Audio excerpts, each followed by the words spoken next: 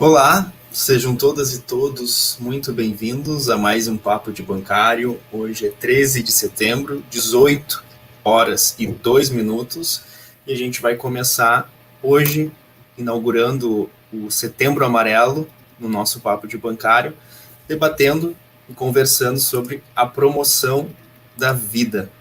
Então, eu queria cumprimentar Celso Leite, Rosecler, chegaram, os primeiros a chegar, sejam bem-vindos, boa noite. Jaceia, de amarelo, vamos começar a nossa discussão sobre o Setembro Amarelo, sobre o nosso papo de bancário sobre o Setembro Amarelo. Boa noite, André, boa noite, os nossos amigos, nossas amigas que estão aqui assistindo, né? Os bancários, as bancárias.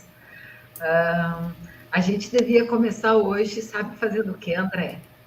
Lendo o texto de apresentação do webinário, que foi uma das coisas mais lindas que a gente fez nesses últimos dias. Tu não tem aí? Não tem Eu posso disponível? conseguir, eu posso pegar aqui. Deixa eu pegar aqui. Eu achei um texto tão expressivo quando a gente fala que setembro é um mês de prevenção do suicídio, mas que é também um mês de promoção da vida. E nada representa mais a vida do que a primavera, né? E muitas pessoas não conseguem enxergar vida, enxergar renascimento. Então, acho que aquele texto, tu foste muito feliz, André, ao escrevê-lo. Até brinquei contigo, da onde que tu copiou? Me dá lá o recorte e cola. Mas é a tua cara, é o teu jeito mesmo, né? Estou procurando aqui, deixa eu ver se eu acho. Vai enrolando aí o público que eu vou procurando aqui. O pessoal... Mas é um texto que fala exatamente disso, de que por mais escuro, por mais tenebroso que seja o inverno, com certeza a primavera vem, né? E vem com flores, e vem com renascimento, e demonstra que tem futuro, que sempre há um futuro, né? E que a gente não pode morrer nesses dias frios, nesses dias onde a gente aparentemente não enxerga a primavera que vai vir. Achei. É isso aí, né? Achou? Então, Tu é lê bom para nós. Tu é bom enrolar o público, Jaceia. Vou ler aqui. Chegamos em setembro. Nesse mês, começamos a deixar para trás a escuridão dos dias frios de inverno. No horizonte, enxergamos flores que querem se erguer para abraçar o sol. O canto dos pássaros e o vermelho escarlate das rosas anunciam belezas que estavam soterradas. Há futuro. Mas há muitos companheiros e companheiras que hoje estão impossibilitados de contemplar e cultuar essa alegria apaixonada que é a natureza em festa. Para todo mundo que teme não conseguir derrotar o inverno, é que o Departamento de Saúde do Sindicato dos Bancários de Porto Alegre e região retoma sua campanha anual Bancários pela Vida. E assim que a gente iniciou o nosso mês de setembro, convidando todos e todas para contemplar a vida e para que todos aqueles que hoje, por alguma razão qualquer, estejam impossibilitados de ver a beleza da vida, que possam usar esse momento, esse mês, para refletir justamente sobre isso, sobre essa impossibilidade, sobre o que possibilita essa impossibilidade, e juntos a gente entender e enfrentar isso. Acho que foi feliz mesmo esse início de mês, já sei. E de papo de bancário também, foi uma boa iniciativa. Quem sabe faz ao vivo, não estava combinado, né? Quem sabe faz ao vivo. Devíamos ter combinado, né, André? Mas vamos chamar o nosso convidado de mesa aqui de apresentação, o Gilberley Pastello, coordenador de comunicação da FETRAF, que vai nos falar um pouquinho sobre as novidades, o que está pegando na categoria dos bancários. Boa tarde, Juba. Boa tarde, Jaceia. Boa tarde, André. Nós tivemos aí na semana passada, finalmente, a divulgação do INPC acumulado dos últimos 12 meses e que tem tudo a ver aí com algo que estava deixando a categoria bastante curiosa, que era quanto seria o reajuste dos salários e dos benefícios no mês de setembro, já que tínhamos o acordo já assinado por 2 anos e com a previsão, né, de reajuste ser o INPC mais 0,5% de aumento real. Esse índice saiu, está sendo divulgado desde o final da semana passada e será de 10,97%. Eu já havia adiantado aqui que devia ser um pouquinho mais de 10%, se confirmou aí praticamente 11% de reajuste, né, o que nos deixa aí um saborzinho de vitória, né, já que as negociações do ano passado foram muito tensas, com os bancos querendo reduzir os nossos direitos, propondo, inclusive, no acordo de 2 anos, o reajuste zero nos 2 anos, né, depois de muita negociação, muita pressão sobre os bancos, a gente arrancou esse acordo, né, que se o ano passado, já que a inflação era baixa, o reajuste acabou sendo um pouco abaixo da inflação, foi 1,5%, compensado com um abono, né, mas conseguimos já, bem no finalzinho da campanha, amarrar para 2021, então, o INPC cheio mais 0,5% de aumento real. Claro que não dá para comemorar muito, porque, infelizmente, o andar da economia tem sobrado aí para a maioria do povo brasileiro, né? Já que principalmente os preços controlados pelo governo, né, energia elétrica, gás, combustíveis, né, esses têm sido praticados mais para dar satisfação aos acionistas, aos investidores, né, do que a maioria da população. Então, com isso, a inflação vem sofrendo uma escalada muito forte, né, e talvez esse reajuste até não resolva na totalidade, mas com certeza, né, melhora um pouco, nos traz de novo um poder aquisitivo que tivemos antes dessa escalada, mas tem que ficar de olho aí no que vai acontecer nos próximos meses. Então, salários, todos os benefícios vão ser reajustados por 10,97%. A primeira parcela da PLR, alguns bancos estão atendendo pedidos do movimento sindical no sentido de antecipar o seu pagamento, né? E alguns ainda não responderam, mas a data limite para o pagamento da primeira parcela é no dia 30 de setembro, é isso que está acordado, então até o final do mês os bancários receberão também a PLR. Mas, tirando esses comentários, né, mais econômicos da categoria, eu queria também deixar aqui, né, a minha impressão sobre o nosso Setembro Amarelo. Né? Eu acho que está sendo um grande acerto, né? Eu estou muito orgulhoso, enquanto dirigente da Federação Estadual, de estar junto com vocês, do Departamento de Saúde aqui do nosso sindicato de Porto Alegre, na promoção das diversas atividades, né? E o webinário que aconteceu na semana passada com a professora Ana Feiju, né? Que foi, né, muito esclarecedor, nos leva a um conjunto, né, de reflexões, e eu tenho certeza que o papo de hoje, né, com 2 aí excelentes, né, psicólogos aí, o Vitor e a Gabriela, né, que já auxiliaram na cartilha que a gente lançou durante o webinário, vai dar continuidade e outras ações que venham acontecer, né, fazendo com que a gente reflita um pouco, né, que na prevenção do suicídio, de fato, o que a gente precisa é valorizar a vida, né?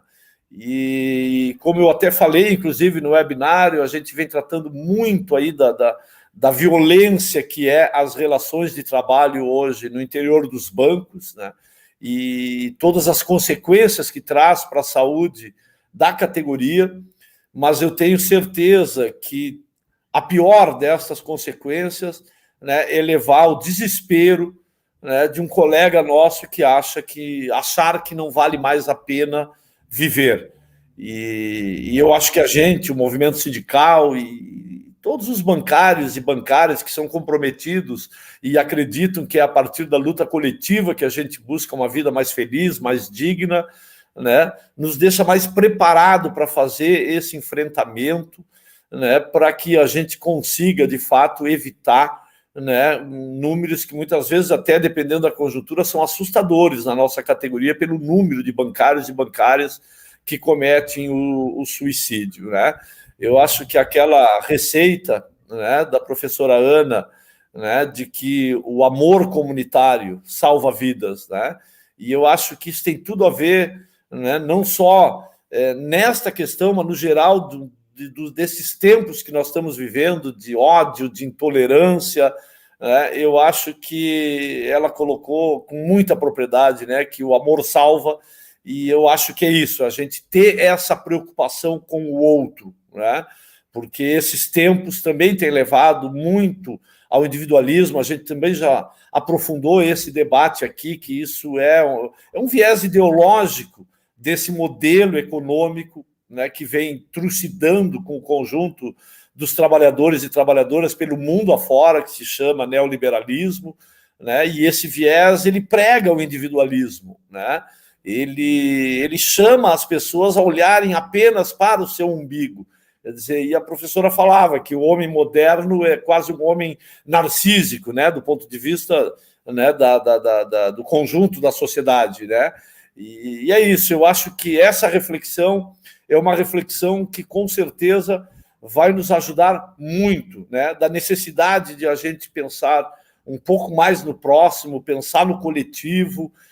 Então, eu acho que nós estamos aí de parabéns, em especial vocês aí, não só o André, a Jacéia, mas toda a equipe do Departamento de Saúde, né? E eu, com certeza, estou sendo mais ouvinte, né, do que falante neste Setembro Amarelo, e com certeza tem me levado a reflexões muito importantes no sentido depois de ajudar o conjunto dos sindicatos, né, para que trabalhem nesse sentido de prevenir o suicídio, mas principalmente valorizando a vida. A gente tem que ter ações afirmativas, né, de que vale a pena, né, viver, e eu acho que, quer dizer, alguém chegar um momento de que não vale mais a pena, quer dizer, eu acho que o próximo pode ajudar muito para que isso acabe não sendo uma conclusão e que leve a um ato, né, como é o ato do suicídio. Então, parabéns para nós, o Setembro Amarelo ainda, né, temos bastante tempo pela frente, e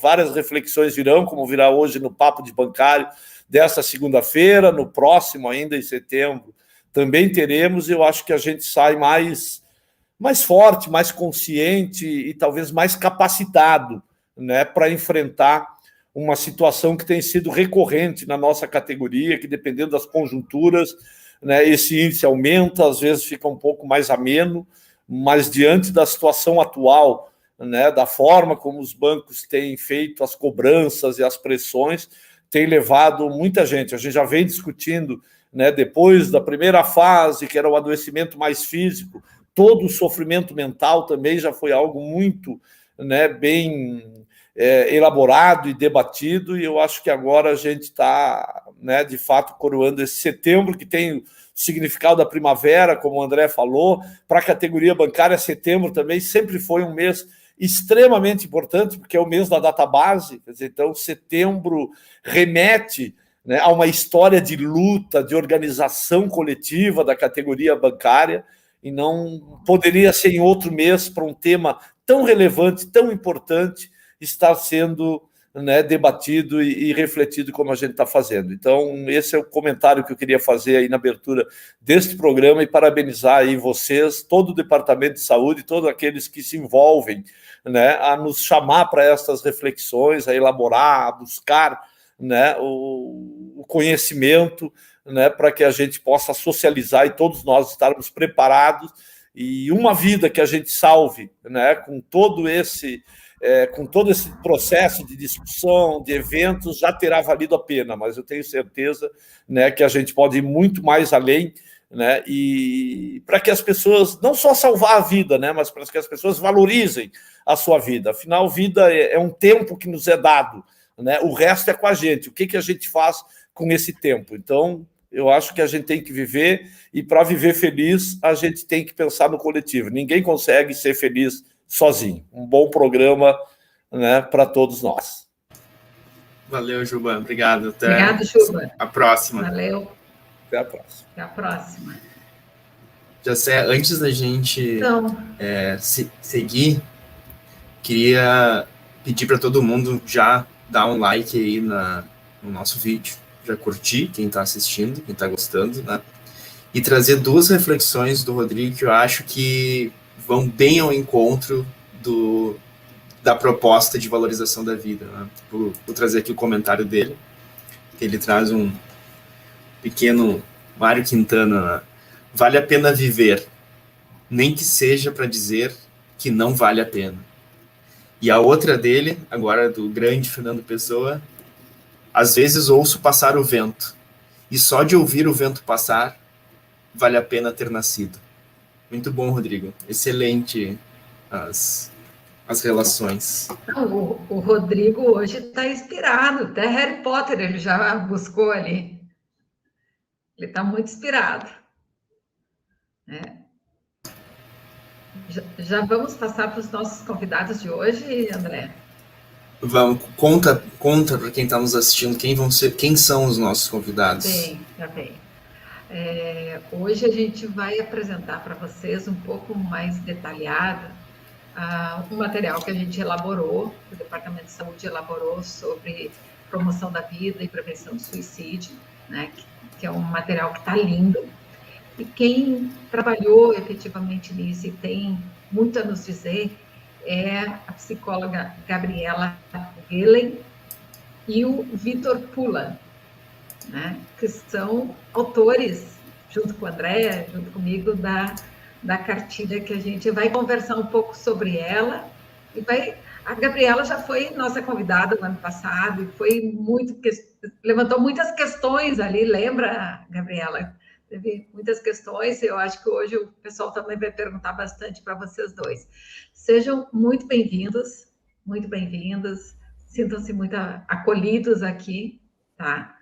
E vamos conversar nossa conversa desse papo de bancário de 13 de setembro. Tudo bem? Tudo bem, pessoal.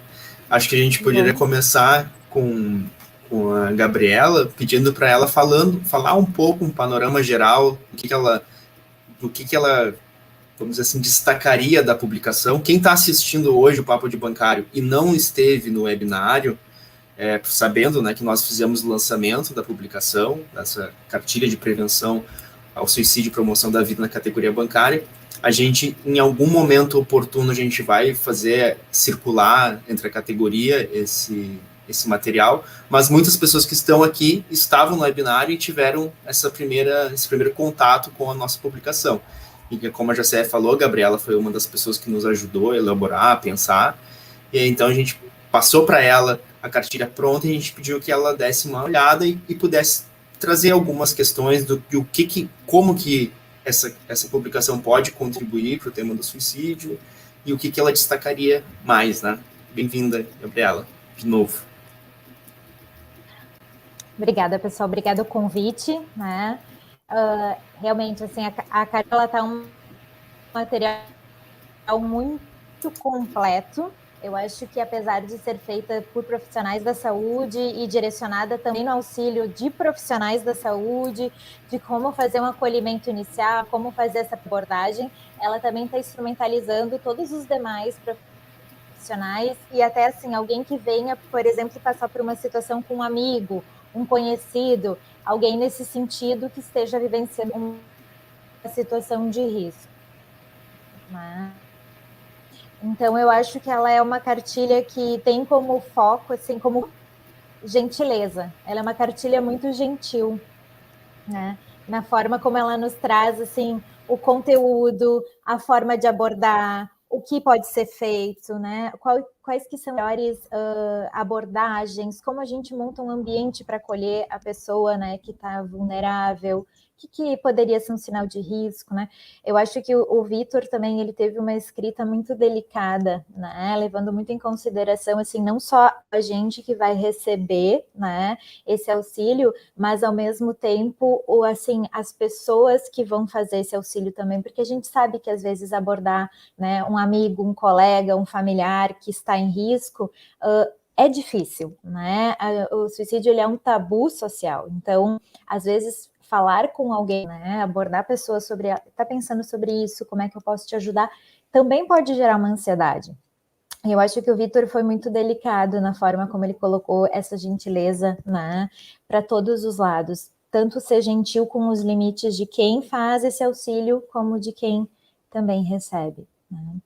O que eu acho que é o grande ganho de uma cartilha que não seja somente restrita a profissionais da saúde, né? A saúde, ela também tem uma da esfera de recursos sociais. A gente precisa valorizar os recursos sociais que fazem parte de um contexto global de saúde. E não é responsabilidade do setor de saúde exclusivamente promover esses recursos, né? Quem são os responsáveis é o setor de saúde, mas também os setores de formação e os setores de informação. Então, o que a gente espera quando a gente lança uma cartilha assim? A gente espera ampliar, né, a circulação da informação de qualidade. E no momento em que essa informação de qualidade, uma informação que direcione para um atendimento que vai ter um efeito real na vida da pessoa, a gente está oferecendo para a população a tomada de decisão saudável sobre a sua própria saúde, porque eles vão saber também, ao ler a cartilha, onde buscar ajuda, mas também ela nos atenta para cuidar um dos outros. Então, a gente expande uma rede de cuidados no momento que a gente pode oferecer essa informação mais direcionada. Muito bem, Gabriela. E para ti, como é que foi essa experiência ao elaborar essa cartilha, Vitor? Então, como a Gabriela falou, a gente focou muito nesse formato didático de apresentação da cartilha, né? A gente pegou informações de diversos meios, como outras cartilhas, tanto governamentais quanto feitas por ONGs ou outras instituições, artigos científicos e outras publicações, e tentou condensar todas as informações que a gente achou que eram relevantes, tanto para a categoria bancária, mas, como a Gabriela falou, para outras pessoas que fossem entrar em contato com essa cartilha, né, que ela não fosse exclusiva, não acabasse ali na atuação direta do dia a dia dos bancários, mas que ela pudesse alcançar o máximo de pessoas que a gente conseguisse alcançar, né? Uma coisa que eu acho que é muito importante a gente ressaltar é como a gente sempre fala, da multicausalidade do fenômeno do suicídio, mas a gente também não fala da multifatorialidade da prevenção, que assim como o suicídio não tem uma causa única, né, que explique aquele fenômeno, a gente não pode contar com um fator de prevenção apenas, ou uma esfera da vida da pessoa para produzir esse fenômeno de prevenção, né? Então, através da cartilha, a gente buscou explorar algumas dessas áreas, como a possibilidade de construção de vínculo e rede dentro do seu trabalho ou da sua vida pessoal. A gente quis proporcionar ferramentas de acolhimento para as demandas de uma pessoa em sofrimento, né? Também ajudar na possível identificação de risco de uma pessoa e possibilitar também ferramentas para o acolhimento e encaminhamento de pessoas que estejam em sofrimento, né? Então, acho que seria isso para começar. Tá certo. Eu, como não profissional da psicologia, eu tive um impacto a primeira vez que eu olhei lá o início, quando estava começando a primeira versão lá, eu olhei e disse, meu Deus, que coisa mais maravilhosa vai ser. Porque quem está fazendo a parte da saúde do trabalhador e não é da psicologia, muitas vezes, eu até falei isso no webinário, um diretor do sindicato liga e diz, ô Jacéia, tem uma colega que está lá, que o outro lá identificou que está em situação de risco, como é que a gente pode fazer para ajudar? Vamos marcar o André, o que se faz, né? Eu acho que, como disse a Gabriela, um material de qualidade disponível dos bancários e das bancárias, já se vai abrindo um leque de proteção, né? Ali para quem está passando por uma situação tão difícil quanto tá com pensamentos, né, de acabar com a vida, ou nesse sofrimento que é difícil para caramba, é difícil para a gente lidar com isso, né? Imagina para quem está vivendo aquilo. Gabriela caiu, mas voltou. Sempre. Sempre. Eu estava aqui comentando da importância desse material, exatamente na linha que tu falaste, Gabriela, de não ser um material voltado para psicólogos, é voltado para quem trabalha em saúde, quer seja o assistente social, quer seja o dirigente sindical que está à frente das questões de saúde. Esse material, e o mais legal ainda é que ele abrange qualquer categoria, não ficou focado exclusivamente nos bancários. Debatemos muito isso, né, André? Vamos focar no trabalho bancário e no atendimento, e optamos, hoje eu acho corretamente, fazer um material que sirva, que se essa cartilha bater lá no motorista de ônibus, no familiar, o familiar vai saber o que fazer, né? Então, eu acho que a gente acabou optando certo, André. E eu acho que uma das... a gente até quer ouvir a Gabriela, ouvir o Vitor também, o que eles pensam sobre isso, mas eu, do meu ponto de vista, o mais importante dessas iniciativas de produção de conteúdo popular, né, popularizável sobre o fenômeno do suicídio, é que a gente incide em uma questão que ela é anterior a todas as outras, que é, antes de qualquer tipo de intervenção ou de trabalho em relação a esse fenômeno, algo que é fundamental é que a gente descubra que não só é possível, como é necessário que isso seja debatido, que isso seja conversado, que isso pode ser discutido, né?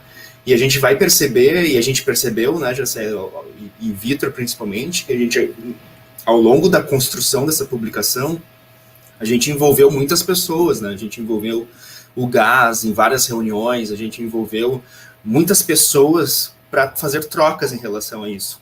E eu não sei se tu percebeu, Jacé, eu não sei se tu percebeu também, Vitor, que logo nos primeiros momentos que a gente começou a debater isso, inclusive com a equipe técnica de comunicação que estava nos ajudando, nos auxiliando a elaborar isso, havia uma preocupação e um medo, um receio de começarmos a mexer nesse assunto. Né? E à medida que a gente foi trabalhando e que a gente foi produzindo, eu comecei a perceber efeitos na nossa própria equipe de elaboração da publicação. E hoje eu vejo, um ano depois da gente ter iniciado esse trabalho sobre a publicação e iniciado fortemente esse debate sobre o suicídio, eu vejo que as pessoas hoje, elas se sentem de uma forma muito mais à vontade para falar. Né? Ano passado, quando a gente começava a discutir esse tema, já sei, não sei se tu lembra, muitas pessoas próximas a nós diziam assim, começavam a falar e diziam assim, quando uma pessoa comete e a palavra não sai. Mas a palavra não sai a palavra. Fica aquilo, ela tenta, ela pensa, mas não sai a palavra suicídio, não sai essa palavra. Parece que é uma palavra proibida. E eu vejo que hoje, todas as pessoas que estão aqui nesse papo de bancário, que acompanharam mais de perto essa elaboração dessa publicação, que ajudaram, que participaram, hoje são pessoas que falam abertamente sobre isso e se sentem seguras de estar junto de pessoas para que possa ouvir e para que possa, de uma certa forma, colaborar, contribuir. Né? Para mim, isso foi bem marcante, essa aí. Também. E para ti, Gabriela, que parte foi mais marcante da cartilha? Eu acho que a cartilha ela possibilita um espaço de criação de acolhimento, mesmo que dentro da instituição esse espaço não exista. Porque no momento que eu tenho colaboradores, trabalhadores, eu tenho um grupo de pessoas que entendeu que a chave de acolher o sofrimento é a escuta humanizada, é o perguntar, é o sinalizar que eu estou percebendo que está diferente, é eu te convidar para vir aqui, converse comigo e te ofereço ajuda, mesmo que a instituição não tenha esse clima, não tenha essa política de acolhimento, mesmo que a instituição barre, no momento em que as pessoas estão instrumentalizadas para acolher, o acolhimento passa a existir naquele espaço, né? Porque aí o acolhimento ele não precisa ser vertical, ele não precisa ser uma política institucionalizada naquele ambiente, ele passa a ser da pessoa para a pessoa. E no momento em que eu sei acolher, eu posso também instrumentalizar o meu colega para acolher. E aí a minha rede está sempre expandindo. E aí, as políticas institucionais, por mais que elas possam diminuir a força desse movimento, porque elas vão fazer vista grossa, porque elas não querem conversar sobre o assunto, eu já formei uma rede de apoio entre as pessoas, que são de fato quem precisam disso, né? Então, o que é muito bonito nesse material? É falando diretamente para o leitor, e não importa quem eu seja, eu estou instrumentalizado para entender que uma pessoa em sofrimento pode ser direcionada de ajuda, eu posso perguntar para ela sobre o sofrimento dela, eu não estou, né, dando a ideia para ela se eu perguntar. Então, no momento que eu estou instrumentalizando, eu também estou criando uma rede de ensino, né? E a ideia da prevenção ao suicídio é justamente essa. O profissional da saúde e o profissional do hospital, eles vão entrar no cenário quando o fenômeno do suicídio já está acontecendo. O profissional da SAMU e o médico de emergência, ele não está fazendo prevenção, ele já aconteceu. Quem é que faz prevenção ao suicídio? A prevenção ao suicídio ela tem que ser pré-hospitalar, é a sociedade que faz. E como é que a gente faz prevenção ao suicídio como sociedade? Quando a gente repassa informações, né, de qualidade de uma forma respeitosa e responsável. Então, quanto mais acesso à informação as pessoas têm, maior é a rede de prevenção que a gente está fomentando, né? E isso deveria ser feito já na base, na escola, quando as crianças são ensinadas, por exemplo, num currículo socioemocional, a identificar os seus sentimentos, a falar sobre o que elas têm pensado e sentido, a lidar com isso. Então, teria que ser uma construção. Como isso ainda é um pouco, né, utópico, a gente vai trabalhar com o que temos de realidade. Nós temos a realidade que nós temos uma população que está sofrendo muito nesse período, com privações importantíssimas, com um sistema de saúde que está sendo cada vez mais sucateado. Então, a gente não pode contar só com o sistema de saúde que está estabelecido. Nós precisamos contar com os agentes, que são as pessoas que vão acessar essa cartilha. E é por isso que ela é tão importante também. Tá certo. A Gabriela falando, depois eu faço a mesma pergunta para ti, Vitor, mas a Gabriela estava falando ali sobre a criação de redes, e me lembra muito a rede do Agente Se Cuida, né? Que nada mais é do que uma rede que nós estamos lutando, construindo pedacinho por pedacinho, de proteção da saúde dos bancários, porque é por aí que acontece a prevenção, né? Tanto Exatamente. da doença quanto do suicídio. E é por aí também que acontece a promoção da vida, né? E a promoção da saúde. Exatamente. E aí, e para ti, Vitor? Fala, Gabriela, desculpa, te interrompi. Pode falar. Porque eu acho que o André também ele trouxe uma coisa muito importante, a palavra suicídio, né? O peso que tem. Num outro projeto que eu estou envolvida, a gente foi arcar recursos, então, para que pudéssemos fazer o projeto acontecer. Quando nós falávamos que o projeto era prevenção ao suicídio, as empresas não recebiam. Quando a gente enviava a mesma proposta com o nome do projeto como promoção de vida, as empresas marcavam a entrevista. A palavra suicídio fechou todas as portas que a gente tentou abrir. Nós estávamos falando exatamente da mesma coisa: valorização, qualidade de vida, promoção de vida, saúde mental.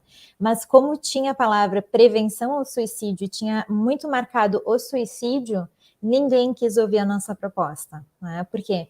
Porque falar sobre suicídio é pecado, atrai, é dar a ideia, é uma coisa horrível, desperta um estigma, julgamento. Então, quanto mais a gente fala também, né, de uma forma respeitosa, mas naturalizando o termo, mais fácil também as pessoas vão conseguir replicá-lo. E aí a gente diminui o tabu que existe sobre isso. Tá certo. E para ti, então, Vitor, como é que te chama mais atenção no material que tu foste peça-chave? Então, primeiro falando sobre o que o André falou, né? Quer dizer que a gente já alcançou um dos objetivos que a gente se propôs com a cartilha, né? Que foi facilitar as pessoas a abordarem esse tema entre a comunidade delas, né? Aqui a comunidade bancária, né? Isso era um dos nossos objetivos e fico muito feliz que, pelo menos em parte das pessoas que já estão participando do webinário, estão participando das outras atividades, do Setembro Amarelo que já se sintam pelo menos um pouco empoderadas para conseguir falar sobre esse tema, né?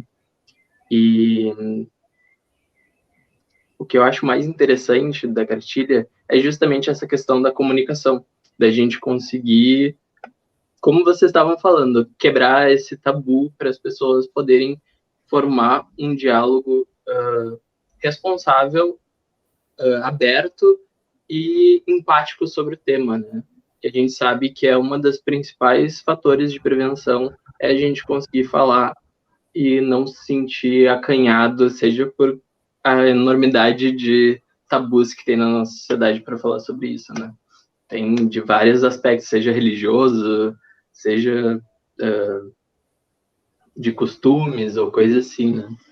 Então, acho que a gente conseguir instrumentalizar as pessoas, que foi um dos objetivos da cartilha, né? Tem vários aspectos de, tipo, como se comunicar sobre isso, como não se comunicar também, que é um aspecto interessante, né?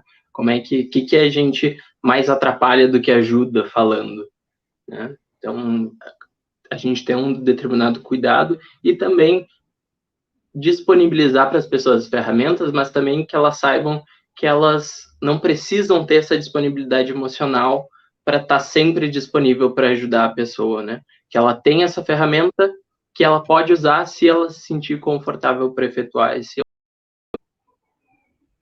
Tá certo. E tu sabe, Nós vamos Gabriela, mostrar, né, André? A gente vai mostrar para o pessoal aqui a cartilha. Vamos mostrar, sim. Eu já tô pegando ela aqui, só que eu tô com medo de abrir aqui e dar alguma... travar um pouco aqui a comunicação, mas eu vou tentar... Eu sigo conversando, tá? Eu e a Gabriela e o Vitor aqui, a gente segue conversando.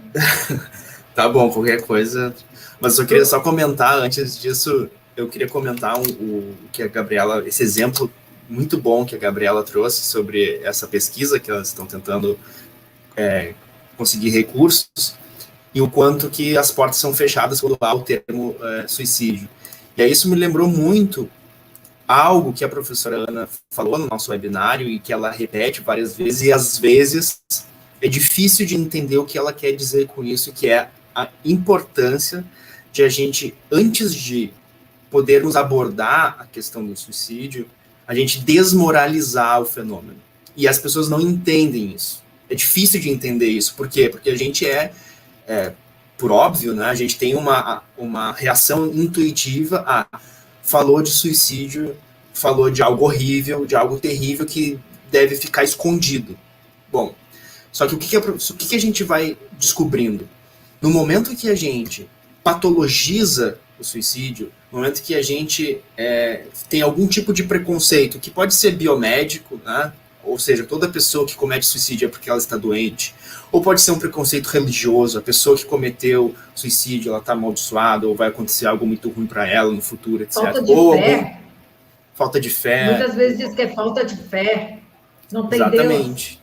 Não tem Deus, enfim, ou preconceitos de qualquer ordem em relação ao fenômeno, e não a gente conseguir olhar ele de uma forma crítica. Olha o que acontece, e que é muito interessante. No momento que a gente vai lidar com uma pessoa que está pensando, que pensou, ou que está prestes a cometer o suicídio com esses preconceitos, e a gente está de boa fé tentando ajudar a pessoa, a gente já coloca essa pessoa numa posição hierarquicamente inferior à nossa. Ou seja, ela é uma pessoa doente, ela é uma pessoa sem fé, ela é uma pessoa com alguma deficiência, com algum erro, com algo horrível que eu posso ajudar. E aí o que acontece? Se eu ou qualquer outra pessoa, eventualmente, estamos acometidos por pensamentos suicidas, imediatamente eu vou pensar, se eu me comunicar para outra pessoa dizendo que estou pensando ou que estou sentindo isso, eu vou ser rotulado como doente, eu vou ser rotulado como uma pessoa assim, eu vou ser rotulado, então eu não vou me comunicar. Eu vou guardar isso para mim porque eu não quero ser rotulado. Porque, eventualmente, não é uma questão, pode ser que seja, mas pode ser que não seja uma questão de um adoecimento mental, pode ser que não seja uma questão dessas que a gente costuma atribuir a esse fenômeno, e sim, simplesmente uma situação de cunho eminentemente existencial. Só que aquela pessoa não sabe lidar com aquela questão que ela está vivenciando, e ela vai tentar administrar com os recursos que ela tem. e eventualmente a pessoa pode não dispor disso, e pode ser que seja uma vida que poderia ter permanecido viva, caso não fosse todo esse estigma que há socialmente e que há em cada um de nós. Então, a importância da gente conseguir ter coragem de olhar esse fenômeno, discutir e tentar aos poucos nós nos despirmos dos nossos preconceitos e entendermos a questão da vida e da morte como uma dinâmica da existência humana, e a gente tentar incorporar isso na existência humana, né? E poder lidar com isso de uma forma. Então, eu achei excelente esse exemplo da Gabriela. André, eu acho que é importante a gente reforçar a sutileza de como o nosso preconceito escapa, né? Porque ele se entrega, ele vem naquele momento que a gente nem pensou que estava sendo, né? Quando a gente pergunta para a pessoa, tu não está pensando naquilo, né? E a gente não consegue dar o nome, porque é muito difícil. O que eu já estou comunicando? Se eu não consigo nem nomear, eu não tenho espaço interno para aguentar a tua dor. Então, nem me fala, né? Porque eu não estou conseguindo nem abordar o assunto contigo, imagina ouvir o que tu tem para me dizer. Outro exemplo é, tu não está pensando aquilo de maluco, né? E aí vem assim, de uma forma que tu não está falando de Deus, tu não está falando, não, olha, aquilo que só os doentes fazem, mas tu está falando de uma maneira muito sutil, né? E tu não está pensando, né? Eu já estou pedindo que tu confirme para mim que não vai ser esse o tópico da nossa conversa, né? Outra coisa que os pacientes trazem muito, a abordagem, né? Perguntar para a pessoa e aí ela falar e tu dizer, não, tudo bem, obrigada por me contar, mas assim, eu não tenho tempo para falar contigo agora, né? Então a gente só inicia também esse assunto quando a gente sabe que a gente vai ter tempo para colher e principalmente respeitando se eu consigo escutar. Porque se eu não consigo escutar, eu vou acionar a minha rede de apoio para que eles me ajudem. Então, eu vou chamar alguém da minha confiança e da confiança dessa pessoa que possa também fazer a mediação dessa conversa. Porque, às vezes, eu não tenho recursos e tudo bem. A questão é reconhecer que eu não vou dar conta, mas não desamparar quem precisa ser escutado. Então, eu aciono uma rede de proteção, já que eu não vou dar conta disso também. Porque qual que é o risco? E agora no Setembro Amarelo, isso é um cuidado que a gente reforça muito. Estão pipocando nas redes aquelas mensagens assim, ó, se você estiver passando por um problema, me chama inbox para conversar, o meu inbox do Facebook e do Instagram está disponível para vocês. Isso mostra que nós estamos disponíveis, né? Que nós queremos ajudar. E isso, por um lado, é muito bonito que a gente queira. Mas ouvir sobre o suicídio, sobre a dor e sobre o desespero e o desamparo do outro, às vezes é muito pesado para o profissional da saúde. Se você não está instrumentalizado, não sabe muito bem o que fazer, é melhor que você poste na sua página o telefone dos contatos de emergência da sua cidade, onde essa pessoa que está precisando de ajuda, ela pode receber ajuda qualificada. Porque se ela te mandar uma mensagem dizendo assim, eu estou pensando em me matar agora, tu vai entrar em desespero, provavelmente não vai saber o que fazer. Tu está conversando com uma pessoa online que talvez tu não tenha nem os contatos dessa pessoa, e ela está esperando de ti acolhimento e encaminhamento, porque foi o que tu propagou que vai oferecer. Então, também muito cuidado. Quando a gente quer ajudar, o melhor que a gente faz é direcionar para ajuda qualificada e não oferecer algo que a gente não vai dar conta, porque a pessoa que está nos falando sobre isso e está nos procurando, ela já está em desespero, o sofrimento dela é imenso. Então, provocar que ela tenha a expectativa de uma ajuda que não virá, é fomentar um grau de desespero e de dor que ela não precisa nesse momento. E vai gerar em nós a culpa. Eu botei ali, a pessoa veio conversar comigo e eu não dei conta. Então, para que todo mundo fique saudável no Setembro Amarelo, coloquem e disponibilizem telefones e encaminhamentos oficiais de lugares que vocês sabem que vão acolher. É melhor do que a mensagem do inbox aberto e depois não conseguir dar conta do que vem. Certo.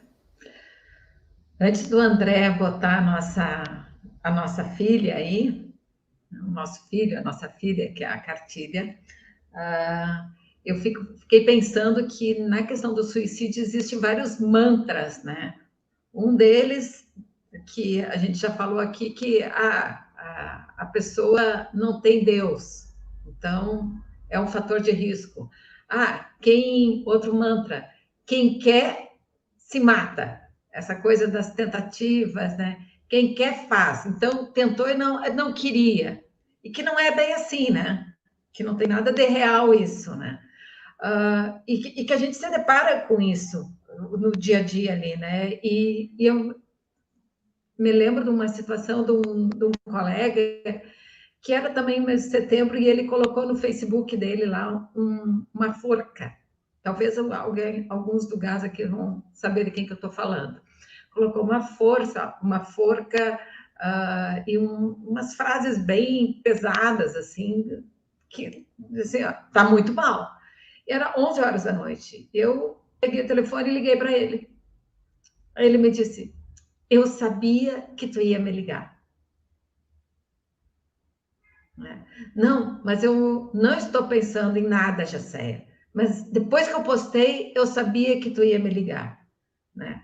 Eu acho que tem essa questão de que a gente tem que estar ligado na vigilância, né? E muitas vezes é isso, ele está precisando de uma ligação, está precisando de como diz, um pouco de amor, né? Um pouco de amor comunitário. Acho que eu já estou falando demais, mais que nossos convidados. Não, tá muito bom. Vou tentar compartilhar aqui. Vamos ver se a gente consegue. Não é garantido que vamos conseguir. Deixa eu ver. Teu som tá com um pouquinho de ruído, André.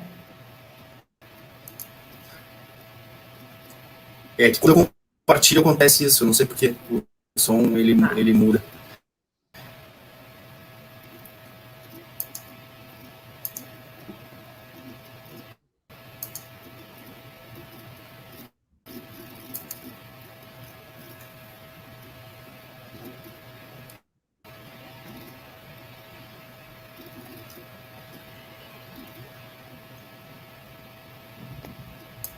A cartilha vai estar disponível, gente, no site da FETRAF, no site do sindicato. Ela tá linda, tá linda. Tá difícil, André?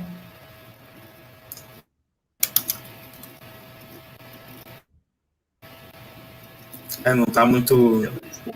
Eu vou fechar ela, tá trancando, né? Eu vou tirar.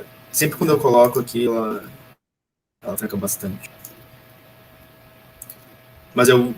Mas é bom. Quem esteve no webinário viu toda a cartilha. A gente vai, quando a gente compartilhar ela, a gente pode fazer num próximo papo de bancária, avisar onde vai estar, compartilhar o link para quem quiser ter acesso.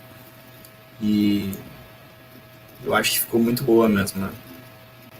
E em relação ao que a Jacéia tinha comentado antes, ela foi desenvolvida justamente com o objetivo de ter esse espírito do a gente se cuida nela, né? A partir do desenvolvimento dela, foi toda voltada para que as pessoas possam ter as ferramentas para construírem uma rede de apoio comunitário e se disponibilizarem para fazer o acolhimento do sofrimento das pessoas, né?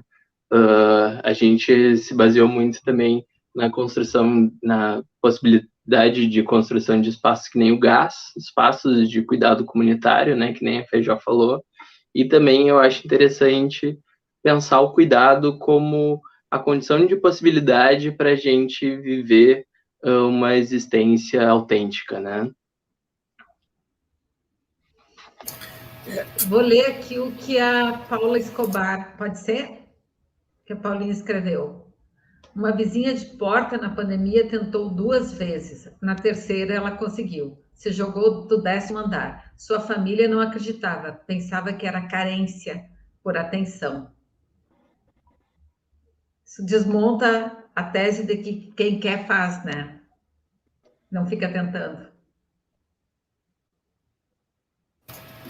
Eu acho que toda tentativa ela é um pedido claro de ajuda, né? Tem aquela ideia de estar fazendo para chamar a atenção. Sim, que bom.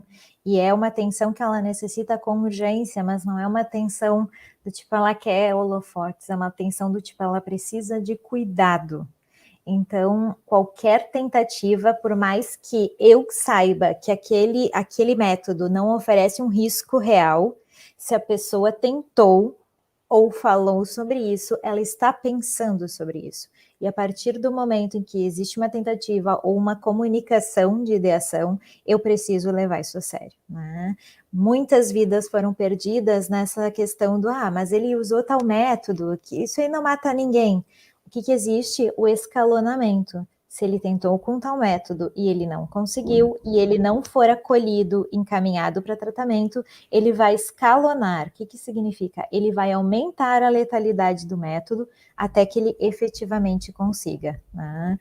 Então, toda tentativa não pode ser banalizada, e isso é algo que a gente tem que bater muito na tecla, né? Não pode ser banalizada em função de como a pessoa tentou, ou do que ela estava falando.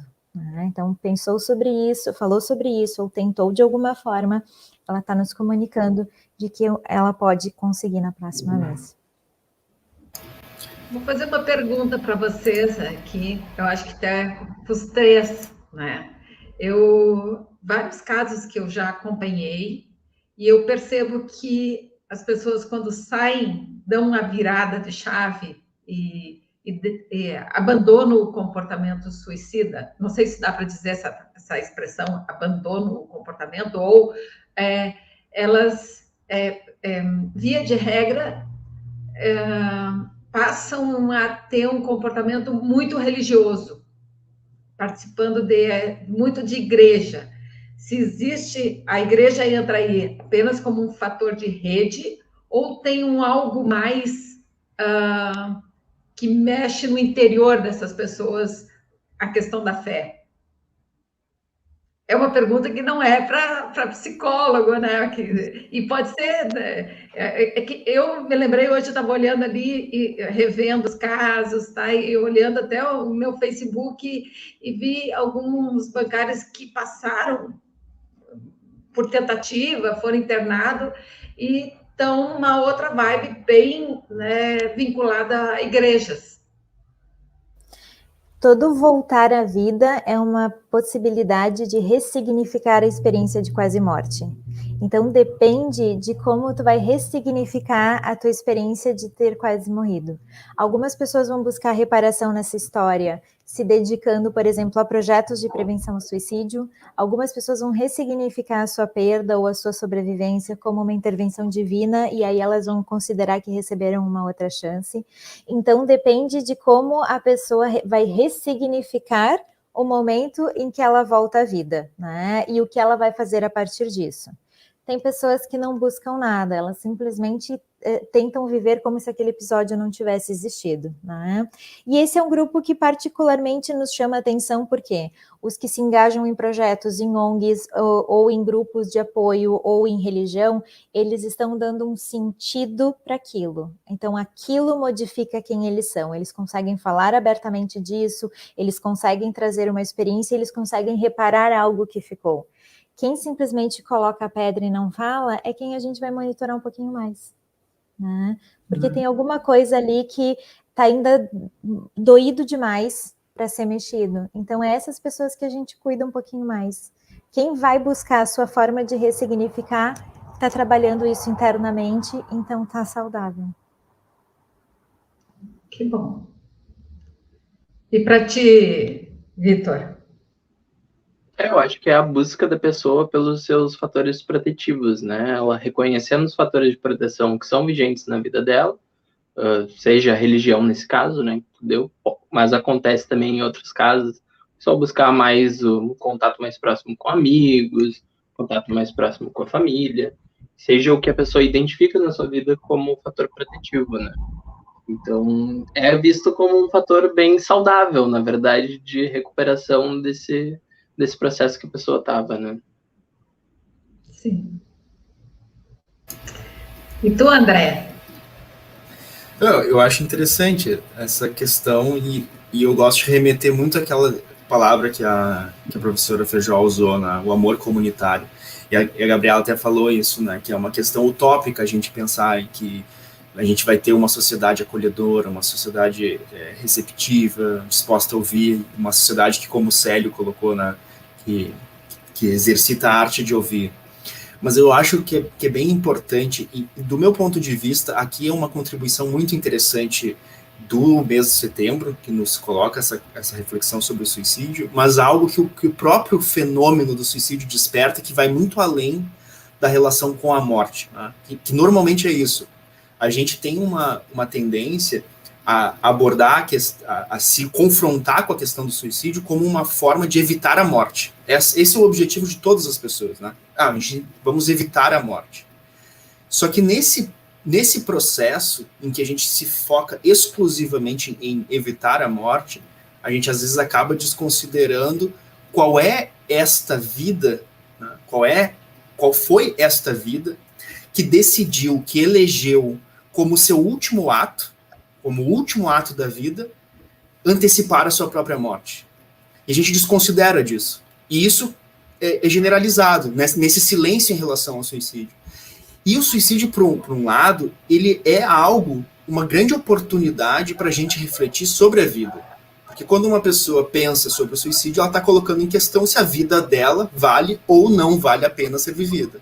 Bom, essa é a minha primeira pergunta. Se essa pessoa constata que a sua vida não vale a pena ser vivida, surge uma outra pergunta. Mas por que não vale a pena ser vivida? E se a pessoa constata esse porquê, a gente poderia se pensar, como para esta pessoa, esta vida poderia valer a pena ser vivida? Quais são as condições objetivas e subjetivas que precisariam ou poderiam estar presentes para que essa pessoa pudesse ver valor no seu viver? E a gente desconsidera isso, a gente ignora isso. E aí, muitas vezes, essa situação levada ao limite faz com que essa pessoa, ao vislumbrar a morte, ao vislumbrar o encerramento da sua vida, sirva como um empurrão para ela contemplar outros aspectos da vida dela que estavam ignorados, talvez por uma névoa, e aí que a gente pode incorporar outras discussões que a gente teve, inclusive ideológicas, né? Do tipo, o que é viver para uma pessoa? De repente, o que ela nasceu, cresceu, entendendo como é o viver, não era vida. Era uma mortificação cotidiana para essa pessoa. Mas que para ela nunca chegou a cogitar a possibilidade de viver de outro jeito, porque não estava aberta essa possibilidade. E aí, quando essa pessoa se confronta com a morte, bom, vou morrer, o que ela está querendo matar é justamente essa vida mortificada que ela vivia. E se por alguma razão ela não consuma esse ato, ela acaba abrindo para ela outras possibilidades. E aí pode vir a religião, pode vir a política, pode vir, enfim, qualquer outro modo de viver que para ela não estava imediatamente dado. E eu acho que é isso, que para mim sempre é a entrada que a gente interessante nesse assunto do fenômeno do suicídio, é a vida. Quais são os modos de viver? E aí eu digo uma questão que às vezes a gente passa ao largo, né? Não é possível decidir como se viver absolutamente de forma individual. Eu vou decidir como eu vou viver. Ninguém faz isso. Algumas pessoas podem ter um privilégio, uma margem maior de poder decidir como viver, mas mesmo assim, ninguém vive sozinho. As pessoas vivem em comum. Por isso que a vida é uma ação, é um ato político. E aqui que começa a se concatenar as questões do suicídio, da vida e da política. E eu acho que aqui a gente é a nossa entrada, assim, como GAS, como sindicato, como psicólogos comprometidos para muito mais do que simplesmente remediar, né? Mas psicólogos comprometidos com uma nova forma, um novo modo de viver, e eu acho que resgatando essa questão desse amor comunitário utópico, né? Que a gente, quem sabe, né? Quem sabe um dia, né? Eu gostei muito disso, André, porque na clínica os colegas perguntam, né, o que eu faço quando chega um paciente, né, com ideação suicida, como é que eu convenço ele a não se matar? E a gente não convence ninguém. Tu só combate o suicídio se tu oferecer algo que tenha o mesmo peso que a morte para essa pessoa. E aí é justamente isso. São valores que ela pode ter na vida que vão concorrer com a ideia de morte e vão reduzir, então, a importância e o peso que a ideia de morrer vão ter. Então, tu vai aumentando os valores dessa vida e quanto mais valorosa ela fica, menor a ideia de suicídio acaba fazendo, né? Fazendo sentido. Então, o suicídio ele vai perdendo sentido por si quando tu oferece uma vida de qualidade, uma vida valorosa, né? Então, é mais, assim, não convencer, e ajudar a pessoa em sofrimento a enxergar os valores que ainda fazem parte. né? E se ela não enxerga, construir. Exatamente, e a construção coletiva. Jacéia, eu queria te ouvir sobre o que essa publicação contribuiu para ti. Mudou minha vida. A publicação mudou minha vida. Porque por mais que eu esteja, e é sério, por mais que eu esteja há quase 30 anos fazendo saúde do trabalhador, ainda tinha aquelas coisas que a Gabriela bem pontuou ali, a sutileza de falo, não falo, tu tá pensando, né? Eu, há um ano atrás, eu ainda tinha essa dificuldade, né, de lidar com essas situações de uma forma, não que a gente vai banalizar, ele só está pensando em se matar, não é isso, né? Mas que a gente tem que saber olhar e falar sério sobre o que está acontecendo. Então, para mim, participar da construção dessa cartilha foi um aprendizado, um intensivão, né, de como tu tratar essas situações, né? E que nem sempre é que a gente já pensa assim, a pessoa quer acabar com a vida, quer se matar, é porque ela está numa profunda depressão, ela está doente, e muitas vezes não é isso, né? Ela está desesperançada porque ela vê que a vida dela está uma desgraça, e o problema, e aí vamos voltar à questão do trabalho bancário. Vamos voltar à historinha daquela colega que diz, eu não quero tomar remédio porque não sou eu quem está doente é o banco, né?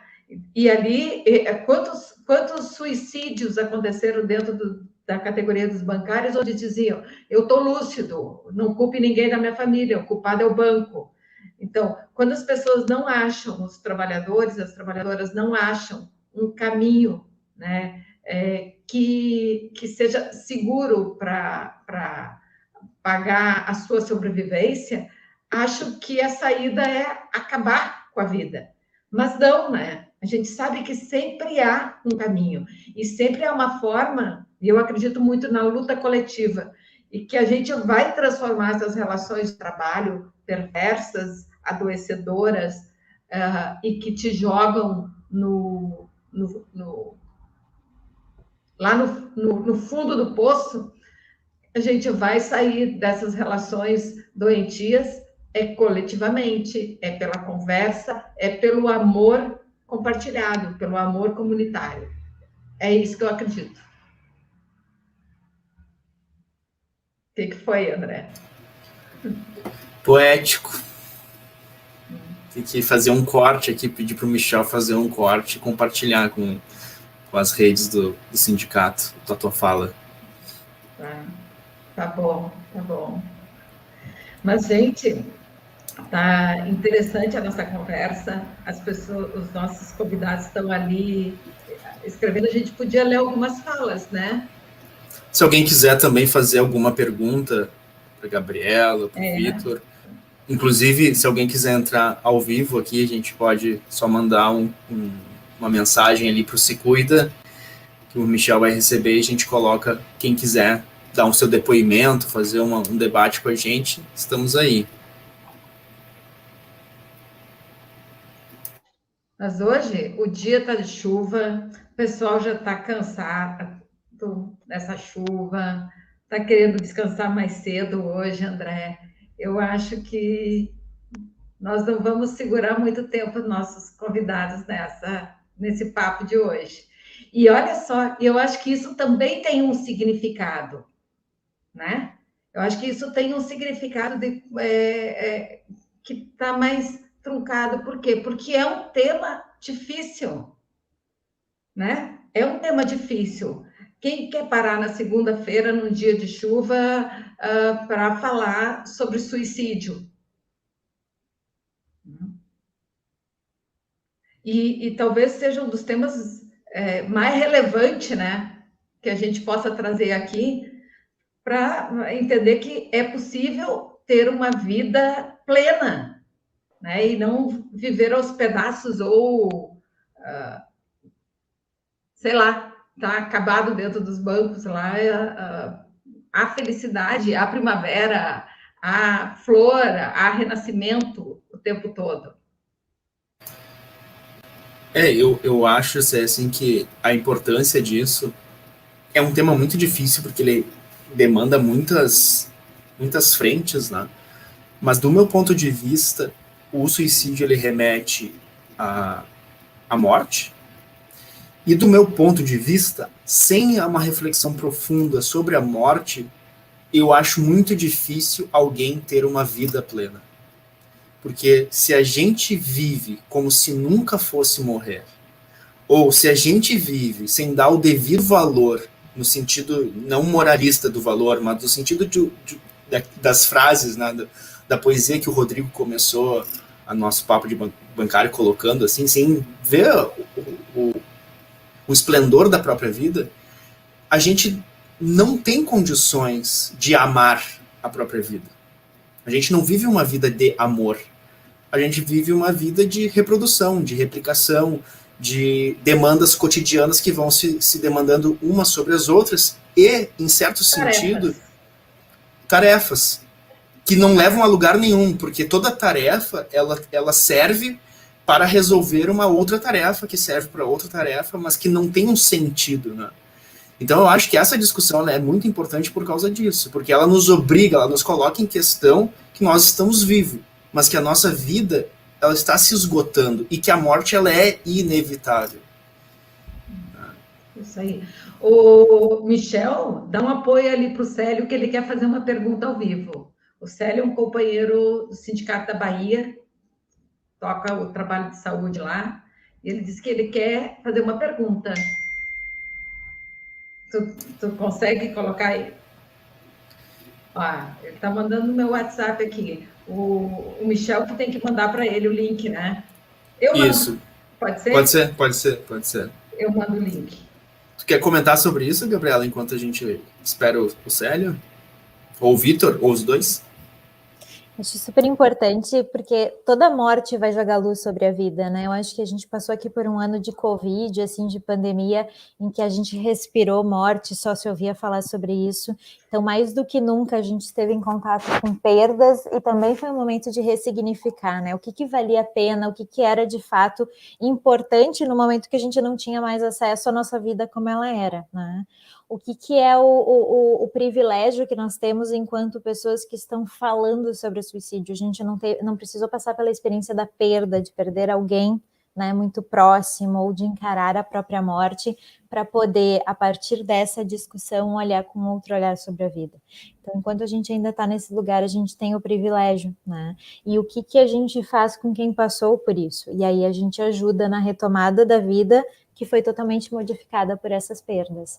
Então, o falar sobre o suicídio, assim, também no sentido de uma pós-venção com quem acabou perdendo, é também ajudar a voltar para a vida essas pessoas que foram amputadas, né, de quem era tão importante e que de alguma forma podem ter culpas, né, podem ter questões mal resolvidas. Então, o nosso trabalho, eu acho que a cartilha também ajuda nesse sentido de orientação, é fazer esse resgate também de quem já passou pela perda, né, e está muito machucado por isso, e pode estar pensando também sobre morrer, sobre a própria morte, a partir de uma perda muito importante. Então, também nesse sentido, de fazer esse resgate. Quer fazer o comentário, Vitor? Não, eu fiquei pensando durante a tua fala, André, sobre a fala do Albert Camus, né, o filósofo, sobre que o suicídio seria a mais, se não a única pergunta, a reflexão, que valeria a pena ser feita dentro da filosofia, né? E qual é importante a reflexão sobre o suicídio para a gente ver o que vale a pena a vida ser vivida, né? Qual é a vida que vale a pena ser vivida? Não só para as pessoas que passam pelo fenômeno do suicídio, que são afetadas, mas também a reflexão das pessoas que não são afetadas, justamente para a gente ter a visão da própria morte, porque senão a gente também não, que nem o André falou, a gente não tem o contato com essa finitude, a gente acaba vivendo também num cotidianismo, né? Numa vivência instrumentalizada, instrumentalizando os outros para alcançar nossos próprios objetivos e sempre numa rotina que não tem um fim visível, né? Eu acho que chegou o Célio aí. Não chegou. Não está na sala de espera. Eu vou ler mais uma pergunta aqui para vocês, Gabriela e Vitor, enquanto o José organiza aí. É da Elani. O suicídio, quando não é verbalizado, fica complicado combater? O que remete a vocês essa questão? Eu tenho um palpite também para falar com ela, mas eu queria ouvir vocês dois primeiro. O suicídio ele não precisa ser verbalizado para ser percebido. Então, assim como a gente tem toda a sutileza, né, na maneira como a gente pergunta, a gente pode observar quando uma pessoa ela está apresentando alguns sinais de risco, né? E aí, quando a gente fala em sinais de risco, a primeira coisa que a gente tem que se ater é o sinal de risco, ele só tem relevância se ele indica uma mudança de comportamento. Então, assim, uma pessoa que ela dormia até 7 da manhã, daí ela acordava, ela fazia exercício, ela trabalhava, ela era mega ativa. Agora ela está dormindo em excesso, ou ela não está mais dormindo. Está comendo muito pouco, ou está comendo em excesso. Está começando a doar seus pertences, e ela era uma pessoa que era super apegada. Então, tudo aquilo que indica que houve uma mudança de funcionamento é um sinal de que alguma coisa está acontecendo com essa pessoa. Pode ser um risco, pode ser um sofrimento, pode, como pode também não ser. Mas o que a gente faz? A gente se aproxima, acolhe e pergunta. Então, a gente não precisa que o indivíduo no sofrimento, ele chegue até o ponto de verbalizar se a gente está observando que esses comportamentos já estão nos indicando algo. Um colega que ficou mais retraído, que chega atrasado, que está produzindo pouco, que não conversa, não participa, tudo isso são sinais de que alguma coisa está acontecendo com ele. Então, mesmo que não se trate do suicídio, de uma ideação suicida, pode ter um sofrimento importante ali que também precisa ser acolhido. Né? Quando ele é verbalizado, ele é muito mais fácil. A pessoa está conseguindo nos falar do sofrimento, está conseguindo clarificar as dúvidas sobre um risco real, e o nosso direcionamento ele vai ser muito mais, né, diretivo e assertivo. Quando a pessoa não fala sobre isso, então vai ter que partir de nós que a gente possa fazer essa abordagem a partir dos sinais que a gente está identificando de que alguma coisa se modificou. Eu fiquei pensando do que comunica o que a pessoa não conseguir falar, né? Não pedir ajuda, não comunicar seu próprio sofrimento, o que comunica da nossa relação com aquela pessoa e o que comunica também do ambiente que envolve a nossa relação com aquela pessoa, né? Seja o ambiente de trabalho, o ambiente de uma amizade.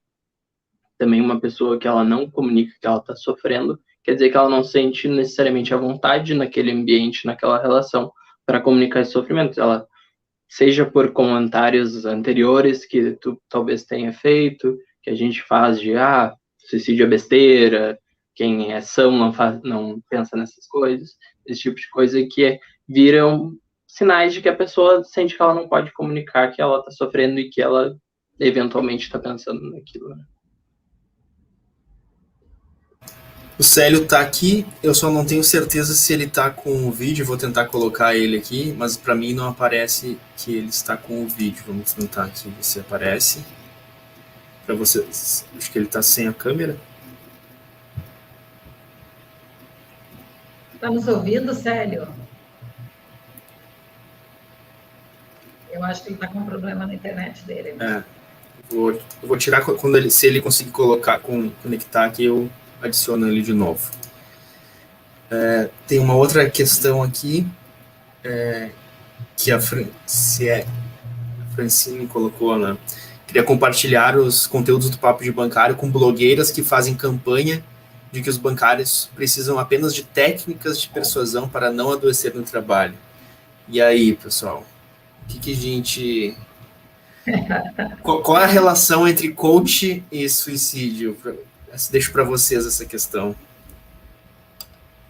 É só questão de saber se organizar na agenda que está tudo resolvido. Eu acho que tem que acabar. O coach no Brasil tem que acabar. Eu acho que também, agora com Setembro Amarelo, nós vamos ver muitos influencers e blogueiros e coaches falando muita besteira sobre saúde mental, né? Eu acho que também, assim, é preciso ter um filtro muito alto em relação aos conteúdos que a gente consome, ao ibope que se dá também para que essas pessoas consigam ter um alcance também, né? E corrigir sempre, não tenham medo de corrigir a informação. Então, se a informação sobre o suicídio está incorreta, corrijam de maneira educada, né, de maneira assertiva. Essa informação está incorreta por isso. Mesma coisa essa questão do trabalho, né?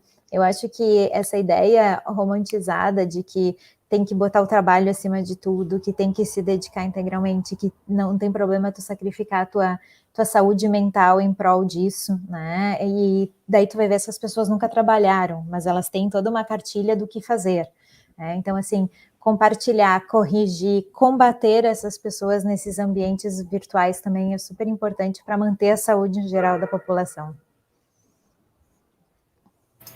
Tá certo. Eu fico chocada com, às vezes, e ter pessoas amigas, assim, que trabalham na área de psicologia organizacional, coach, e aí eu fico lendo, meu Deus do céu, eu chego a printar umas coisas e mandar para o André, porque eu fico muito chocada, do tipo assim, é total falta de empatia, eu acho.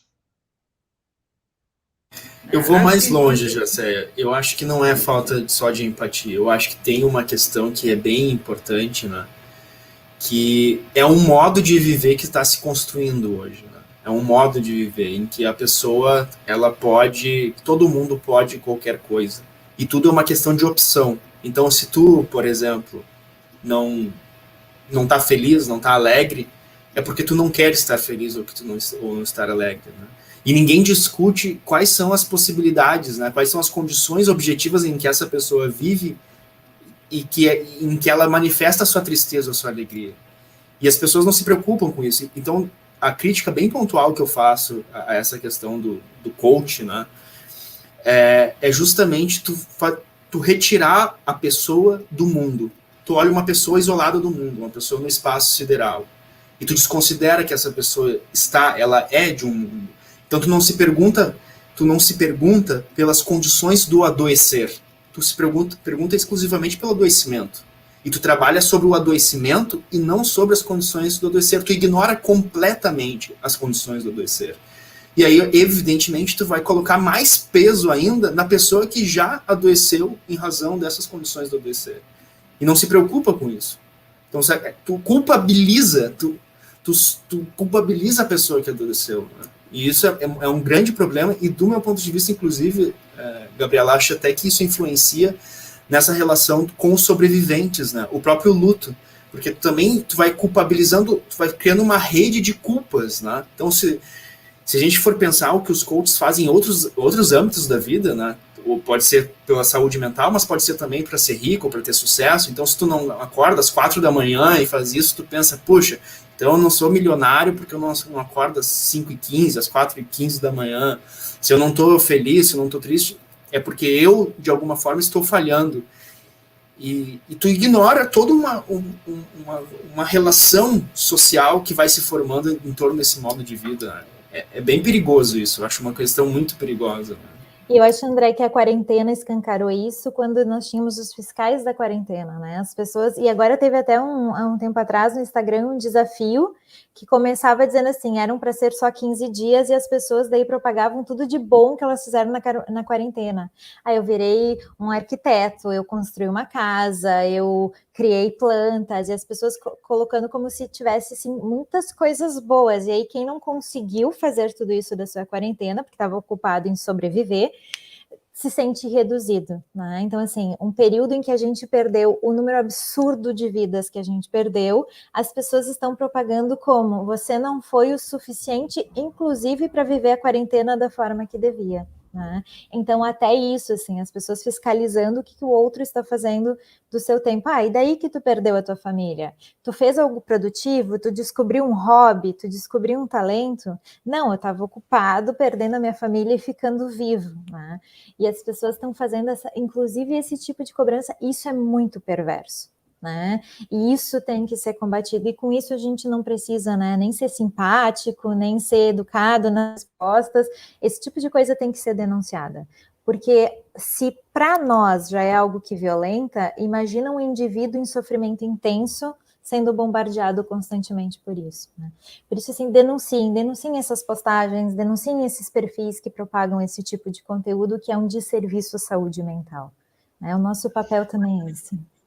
Gabriela, eu sei que a gente está ampliando um pouco o nosso tema, né? Nós estamos, assim, saindo um pouquinho do suicídio, falando mais no contexto de uma sociedade violenta e pouco egoísta, individualista, uma sociedade, enfim, que, inclusive, aí eu volto a falar da questão da religião, que me incomodou muito essa semana, que eu estava cuidando da minha mãe, e aí uma das cuidadoras colocou lá um sermão de um pastor lá para assistirem as duas, e eu lá prestando atenção, e ela dizendo, porque o pastor esse dizendo, você está há 40 anos no mesmo emprego e tu quer crescer, você tem só um emprego porque não correu atrás do segundo emprego, como é que você vai crescer? Vai esperar um milagre? O milagre você tem que fazer. Corra atrás. Aí eu fico pensando, puxa vida, quando a parte que deveria cuidar do ser, cuidar da intimidade da pessoa lá, né, do coração, da mente da pessoa, joga para ela esse tipo de discurso que é totalmente ideológico, não tem nada a ver com religião isso, né? Totalmente ideológico. Eu acho que pode ser um detonador para um vácuo, dizer assim, eu sou um imprestável, eu sou um acomodado, né? E é de todos os lados esse tipo de bombardeio, né? É dentro do banco, que se tu não bateu a meta, tu tá com problema, tu tem que correr atrás, na igreja, em tudo que é lugar, tem a mesma fala de responsabilizar as pessoas por não serem o máximo, por não serem a excelência da produção. Exatamente. Né? E todo discurso que desmoraliza e culpabiliza é jogar gasolina na fogueira, porque a gente não sabe a condição interna do indivíduo que está ouvindo. Ele pode ouvir isso e pensar, não, isso não faz sentido, porque eu sei que eu dei o meu máximo, se ele estiver bem. Agora, uma pessoa que está extremamente fragilizada, essa pode ser a gota d'água e pode ser o fator que diz, tá, chega, não aguento mais. Agora sim, eu já descobri que eu sou, né, um imprestável. E outra coisa que a gente tem que ter muito cuidado com religião, existem religiões que condenam veementemente o suicídio, existem religiões, e daí dentro das religiões existem alguns membros religiosos que têm um olhar muito generoso e que conseguem identificar o suicídio como algo que a pessoa não conseguiu evitar devido a inúmeros fatores que fazem parte da vida dela, inclusive o desespero, a dor ou até um adoecimento. Então, quando a gente está acompanhando também um conhecido, um familiar, um colega, que ele é muito próximo da religião e ele perdeu alguém por suicídio, ou ele está com esses pensamentos, a gente também saber como é que o núcleo religioso dele se posiciona em relação a isso. Porque se ele já é uma pessoa que está muito fragilizada e ele vai num culto, numa igreja, em que existe todo um discurso de vai para o inferno, culpabilizando, isso também pode ser um fator agravante. Então, por exemplo, na minha clínica, eu tenho mapeado onde é que são centros espíritas, casas, todas assim, que eu sei que sempre acolheram muito bem os meus enlutados por suicídio. Então, quando eles me dizem assim, ó, eu tô querendo buscar religião para ter um conforto extra, e eles me dizem a religião, a gente já direciona. Porque senão eles podem ir extremamente machucados e ainda receber, né, um discurso que pode provocar uma dor que não precisa sentir. Então acompanhem, né, vão junto, conheçam e aí direcionem. Mas então tá, eu acho que a gente deu o recado por hoje, né? Eu quero agradecer muito a Gabriela pela disposição, segundo ano com a gente. Ano que vem a gente te traz de novo. Tá? Estarei aqui. Agradecer o Vitor, agradecer a namorada do Vitor, que ajudou a fazer a diagramação da cartilha. Manda um abraço para ela. agradecer a Verde Perto, que formatou ela, e ela vai estar disponível essa semana ainda, né? A gente vai comunicar aqui todo mundo como ter acesso, mas essa semana vai estar disponível, está pronta, não tem mais o que fazer, é só a forma de botar na rua ela, tá? E é isso. Muito, muito obrigada mesmo pela presença de vocês aqui hoje. Um abraço. Obrigado, Gabriela. Obrigado, Vitor. Eu agradeço o convite, fico à disposição. Obrigada. Tchau, pessoal. Tchau, tchau. Até o ano que vem, então. Até o ano que vem. Tá. Tchau. Então, nós temos que combinar aqui, já anunciar nossos próximos passos. O próximo papo de bancário, no dia 27, onde a gente vai conversar sobre o documentário que nós estamos produzindo junto com o Marcelo, um jornalista. Eu sei que ele já conversou com alguns colegas que estão aqui assistindo, já conversou com o André, e é um documentário que vai tratar de sofrimento no trabalho e suicídio. Tu quer contar um pouco mais sobre isso, André? Quero sim. Pessoal, quem ainda não curtiu, dá o dedo like aí, pra gente ver quantas pessoas estão com a gente mesmo.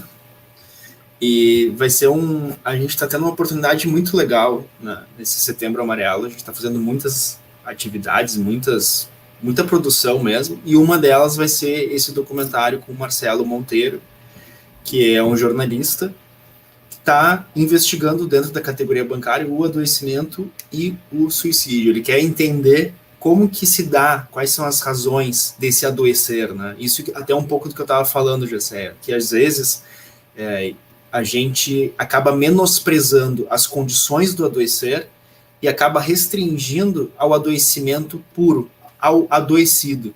E, inclusive, nós, da psicologia, temos, às vezes, essa tendência, né, de olhar simplesmente o produto, o efeito, que é a pessoa doente, a pessoa que está com ideação suicida.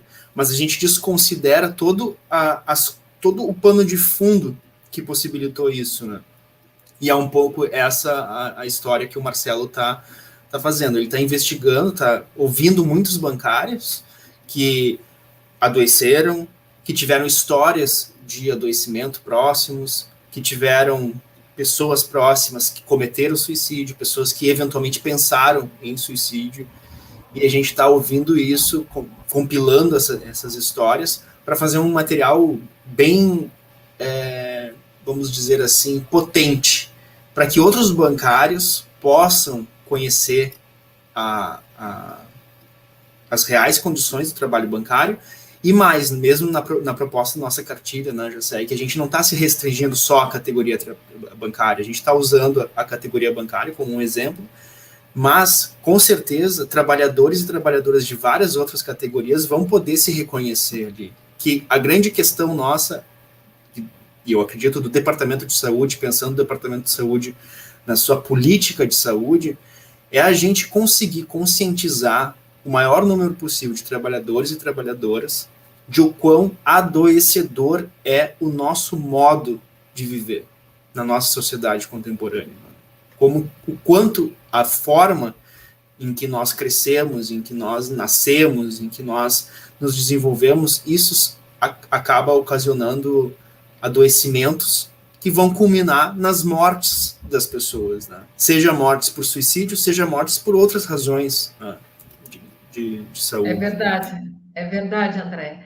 E a gente que veio esse ano todo estudando o tema da violência organizacional, todos os aspectos dessa violência, fica muito transparente um nexo entre essa violência toda, o adoecimento, o desespero, né? E muitas vezes esse desespero com o suicídio, né? Eu sou daquelas que há 30 anos digo, o trabalho não pode ser sinônimo de sofrimento, não pode ser sinônimo de doença e nem de morte.